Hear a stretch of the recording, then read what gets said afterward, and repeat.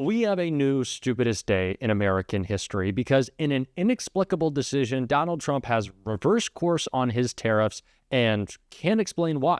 It's exactly what we saw from the press conference he just held, in which he was essentially unable to speak or communicate or give any real reason why the policy he has been speaking about and praising for months on end is now no more. And because Donald Trump pulled back on his tariffs, the markets are reacting positively. But of course, he still found a way to screw it up, because what he said today made no sense and is an absolute chaotic disaster. And not just that, but his trade representative, who was before Congress, was absolutely torched for not having any idea about what was going on and showing how chaotic this administration was. Please stick around to the end of this video to watch that. I rarely say that, but this is the craziest video I've ever made. We're going to get into it all. But before we do, if I could quickly ask you to leave a like on this video, and if you haven't already and you enjoy our channel, to hit that subscribe button. It goes a long way, and it really does mean a lot to me. Now, before we can get into Trump's press conference, I want to hear what Jim McGovern had to say on the chaos of today, because I think it's just a perfect summation. How is any company supposed to forecast for their future, build a plant, hire workers, if they have no idea what the hell this president is going to do in his next tweet? But we went from the president saying on social media today, "Be cool," to then saying, "Just kidding. We have a 90-day pause in a matter of hours." I mean, I have whiplash. I need a neck brace to be able to get through all of this. It doesn't really matter if Donald Trump takes the tariffs away today, because we don't know what could happen next. There is no clear line of communication of what the goals of this action are, how long-term it will be, what we're doing going forward. It is absolute chaos in the markets. No one can trust America anymore in any way, shape, or form. And this is the mess that Donald Trump has left us. And like I said, it was only made worse by him opening his dumb mouth to speak about it, as we can see right here. It does take guts, believe me. Was it the bond markets that persuaded you to reverse course? I was watching the bond market. The bond market is very tricky. I was watching it, but if you look at it now, it's beautiful. The bond market right now is beautiful. But yeah, I saw last night where people were getting a little queasy. I think everything had. Well, the big move wasn't what I did today. The big move was what I did on Liberation Day. We had Liberation Day in America. We were liberated from all of the horrible deals that were made, all of the horrible trade deals that were made. And I was helped by people just like this, senator, congressman, and friends, right? And we had great help in the Senate. Our Republican senators have been amazing. They stood tall. And likewise in the House. And He is just admitting it. This is a basically reactionary policy. There is no grounding principle for Donald Trump in tariffs. He likes the words, and when people react poorly, when the markets tank, when there's fluctuation in bonds, he freaks out and he'll pull them back. What type of confidence does that give anyone in the business world? People are being laid off right now as cash is being hoarded because business leaders are terrified to do anything with this madman in the White House. And now he is trying to take credit for today in a clip that I think we absolutely need to call out right here. You know, I think in financial markets, because they changed. Look how much it changed today. We went from, pretty moderate today, but over the last few days it looked pretty glum, to, I guess they say it was the biggest day in financial history. That's a pretty big change. And I think the word would be flexible. You have to be flexible. Like he's asking the question about some companies. Some companies, through no fault of their own, they happen to be in an industry that is more affected by these things than others. You have to be able to show a little flexibility. And I'm able to do that. I'm going to say hello to these. We cannot let them do this. Donald Trump is saying, oh, it's the biggest day in the history of the market, which, one, I'm not even sure if that's true. But even if it is, you still haven't cleaned up your mess. If the market loses 50% of its value, if it goes from 100 to 50 and then regains 50% of its value, it's at 75. That's some simple math that we can do right there. The percentages do not even out. The market is still down, what, 8, 9% since Donald Trump took office? This is not a resolution. He has still screwed people massively, and it's because he does not know what he's doing, which is the question he was asked right here. What's your credibility like? Because you said that these tariffs would go into effect on Monday. You said no pause. And today there is a pause. So how can people believe your words today? It's not a question of that. You have to have flexibility. I could say, here's a wall, and I'm going to go through that wall. I'm going to go through it no matter what. And keep going, and you can't go through the wall. Sometimes you have to be able to go under the wall, around the wall, or over the wall. These guys know that better than anybody, right? You got to go around them sometimes. You're not going to go through them. So I consider, I think in financial markets, because they change. Look how much it changed today. We went from, pretty moderate today, but over the last few days it looked pretty glum, to, I guess they say it was the biggest day in financial history. That's a pretty big change. And I think the word would be flexible. You have to be flexible. His credibility is completely gone. Not like Donald Trump ever had any to start, but that is the big problem here, is that there is no grounding principle. How are we supposed to trust Donald Trump, Scott Bessent, Howard Lutnick, when they say anything? There are contradictory ideas constantly coming out of the administration. And the worst part about today, to me, as we previously said, they're going to try to hail this as a big victory, even though they haven't recovered all the value that they lost in the stock market.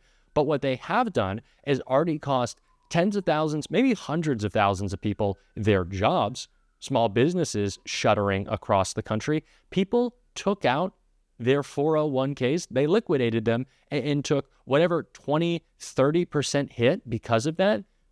They don't get their little bounce back. Who bought this dip was giant billion-dollar hedge funds that are making more money because that is Trump's America. Billionaires always winning. This is disgusting. And especially because I said there's no clear communication or any grounding principle of how this should work. And that's exactly what we saw as Donald Trump's trade representative was grilled before Congress about having no idea about what's happening. Are you aware that the tariffs have been paused? I am, yes. When were you made aware of that? Well, I understood the decision was made a few minutes ago. Sitting here. Under discussion. Sitting here, under discussion. So did you know that this was under discussion, and why did you not include that as part of your opening remarks? So typically what I don't do is divulge the contents of my discussions with What are the President details of the pause? Well, my understanding is that because so many countries have decided not to retaliate, we're going to have about 90 days. No, excuse me? China increased their tariffs on the United States. Trump blinked. What's the blink, sir? What do you know about this pause? What are the details of it? Well, the details, as I understand it, is that China continues to retaliate. Other countries didn't retaliate. The president 2 or 3 days ago said we wanted to negotiate with those countries that asked for meetings. That's what we're doing. What are the details? How long is the pause? How many days? How many weeks? I understand it's 90 days. I haven't spoken to the president since I've been So in the this trade hearing. representative hasn't spoken to the president of the United States about a global reordering of trade. Yes, I have. And I've just been in the hearing with you, sir. But yet he announced it on a tweet. WTF? Who's in charge? The president of the United States is in charge. And what do you know about those details? Well, as I mentioned, it looks like your boss just pulled the rug out from under you and paused the tariffs, the taxes on the American people. There's no strategy. You just found out 3 seconds ago, sitting here, we saw you. We've been discussing a If variety you of came here knowing that you were going to be turned off, that these tariffs were going to be turned off, why didn't you include that in your opening statement? Why didn't you reference that as part of your testimony? Well, I don't disclose my conversations with the president, sir. These were specific questions we asked you all along. What's the strategy? These are real consequences for the American people and small businesses. I had a group of small businesses in my office earlier today talking about the impacts of these tariffs on aluminum and steel. This is amateur hour, and it needs to stop. What does this even mean for your negotiating strategy? How are you in charge of negotiation if the president is tweeting about this from wherever the hell he is? president was elected, and he runs the trade policy, and I advise him and execute his Who trade executes policy. the trade policy? I execute the trade Did you policy. know for the that president. this was happening? We have been discussing all kinds of And there's another options. member of the cabinet, Bessent, who just canceled coming to the Hill to avoid talking about the market because it's in turmoil. This in just days, because there was no strategy, there was no plan. The president chose to take actions that he didn't even have the authority to take. He's put our economy in disarray and near collapse. We have small businesses and Americans who are concerned about their well-being, people's retirement, people's 529 accounts went down because of this administration.